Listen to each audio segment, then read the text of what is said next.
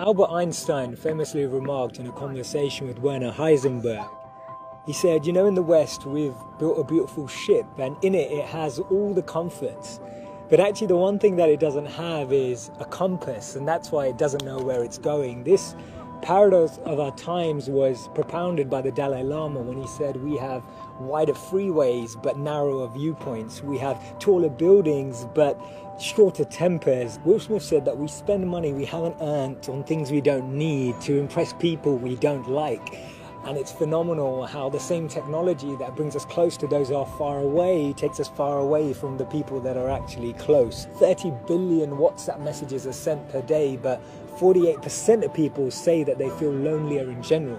The paradox of our times is that we have more degrees but less sense, more knowledge but less judgment, more experts but less solutions. It was Martin Luther King who said that the irony of our times is that we have guided missiles but misguided men. Have you ever found it perplexing that we've been all the way to the moon and back, but we struggle to start a conversation across the road or across the train? And it's amazing that Bill Gates was known as the top earner in 2015 with a wealth of 79.2 billion, but 1 in 4 CEOs claim to be struggling from depression. Do we actually thrive off this paradox? Is it that this paradox actually makes the media interesting? It's what makes journalism interesting. It's what makes politics interesting. It's what makes television interesting. Is this paradox actually what we feed off and what we live off and what we talk about and discuss in our circles? Doesn't it seem that we've tried to clean the air but polluted our soul? We've split the atom but not our prejudice, and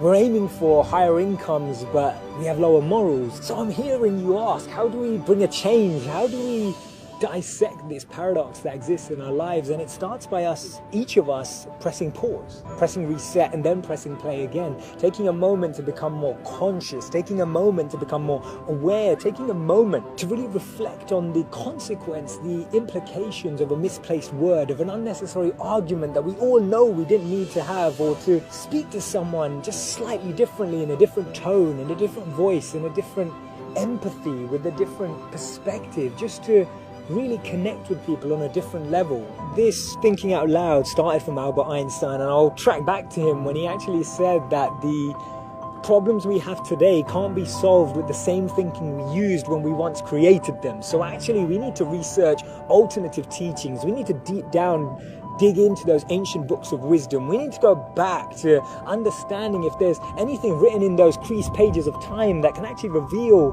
more knowledge and more wisdom of how we can transform our experience of light today. Otherwise, this paradox means that every step forward we take, we're taking 3 backwards every time.